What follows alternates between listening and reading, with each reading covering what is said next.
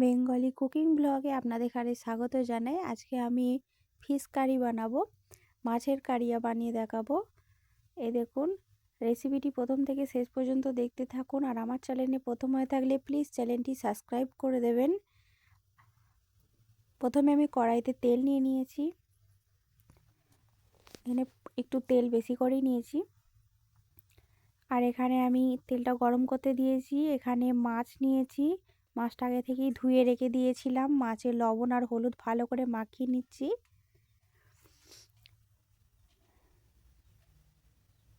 ভালো করে লবণ আর হলুদ মাখানো হয়ে গেছে। এবার তেলটা গরম হয়ে গেছে, আমি মাছগুলো একটা একটা করে দিয়ে দেবো। দিয়ে ভালো করে লাল লাল করে মাছগুলো আমি ভেজে নেবো। প্রথমে আমি যে রেসিপিগুলো বানাই আমি ঘরোয়া উপকরণ দিয়ে বানাই। আপনারা চাইলে আমার চ্যানেলে আরও ভিডিও আছে, অবশ্যই দেখে আসতে পারেন। আমি ঘরোয়া চেষ্টা করি ঘরোয়া উপকরণ দিয়ে বানানোর। আমার ভিডিও যদি আপনাদের ভালো লেগে থাকে প্লিজ চ্যানেলটি সাবস্ক্রাইব করে দেবেন আর লাইক করতে অবশ্যই ভুলবেন না। মাছগুলো একদিকটা হয়ে গেছে ভাজা, এই দেখুন এই দিকটাও ভাজা হয়ে গেছে। আমি উল্টে নিয়েছিলাম, এই দেখুন লাল লাল করে আমি মাছগুলো ভেজে নিয়েছি। লাল লাল করে মাছগুলো ভাজা হয়ে গেছে। এবার আমি এখানে এই তেলেতেই আমি তরকারিটা রান্না করব, মাছের কারি বানাবো। প্রথমে আমি পেঁয়াজ কুচিয়ে রেখেছিলাম, এখানে আমি দুটো বড় সাইজের পেঁয়াজ দিয়েছি।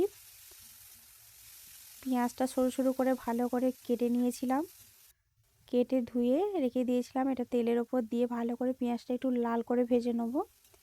এর মধ্যে আমি একটা ছোটো পাড়া টমেটো আমি কেটে রেখেছিলাম, সেই টমেটোটা দিয়ে দিয়েছি পেঁয়াজের সাথেই।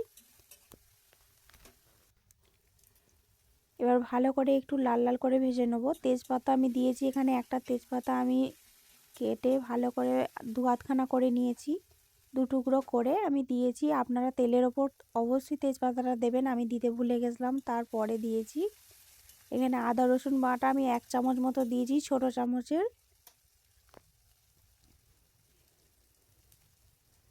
এখানে কিছু গুঁড়ো মশলা দেবো। এখানে হলুদ গুঁড়ো দিয়েছি 1/2 চা চামচ, এখানে লঙ্কার গুঁড়ো দিয়েছি 1/2 চা চামচ, এখানে জিরের গুঁড়ো দিয়েছি। আবারও ভালো করে মশলাটা আমি কষিয়ে নেব। এই দেখুন আমি ভালো করে মশলাটা কষিয়ে নিচ্ছি।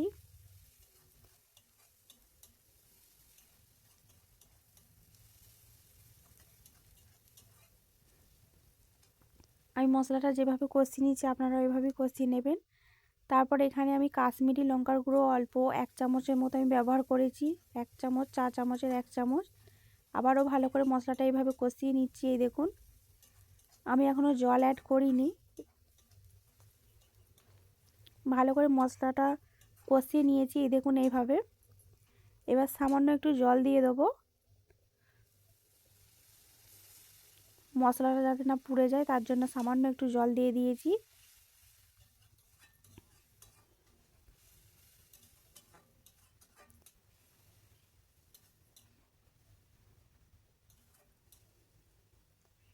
এই পর্যায়ে লবণটা একটু চেখে দেখে নেবেন। এখানে আমি লবণ দিইনি, মাছের তেলেতেই আমি তরকারিটা করছি রান্নাটা, তার জন্য আমি লবণটাই এখন আমি দিচ্ছি। যেমন লাগবে সেরকম আপনারা লবণটা দিয়ে দেবেন।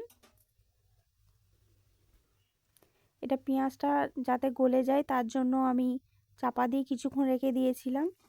এই দেখুন মশলাটা ভালো করে কষে গেছে, তেল ছেড়ে গেছে, পেঁয়াজগুলোও গলে গেছে। এই দেখুন পেঁয়াজগুলো একটা একটা হয়ে নেই, কত সুন্দর হয়েছে দেখুন। মশলা থেকে তেলও ছেড়ে গেছে, ভালো করে মশলাটা কষিয়েও নিয়েছি।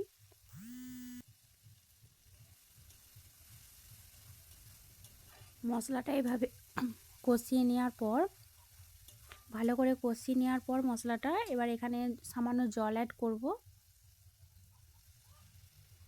এখানে যে যেমন গ্রেভি পছন্দ করবেন সেরকম দেবেন। মাছের কালিয়াতে বেশি তো গ্রেভি থাকে না, তার জন্য আমি সামান্য পরিমাণে দিয়েছি জল, যেমন আমার প্রয়োজন সেরকমভাবে দিয়েছি।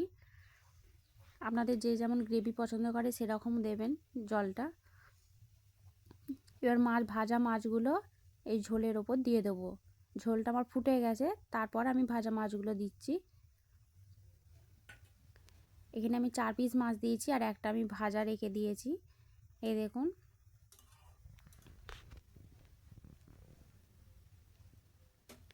এবার কিছুক্ষণ এটা আমি চাপা দিয়ে রেখে দেবো। এই দেখুন গ্রেভিটা ভালো করে ফুটে গেছে, রেসিপিটি আমার হয়ে গেছে। ওপর দিয়ে সামান্য অল্প একটুখানি ধনেপাতা কুচি ছড়িয়ে দিয়েছি, আপনাদের কাছে থাকলে দেবেন, না থাকলে নাও দিতে পারেন। রেসিপিটি আমার হয়ে গেছে। এই দেখুন, আমার চ্যানেলে প্রথম হয়ে থাকলে প্লিজ চ্যানেলটি সাবস্ক্রাইব করে দেবেন।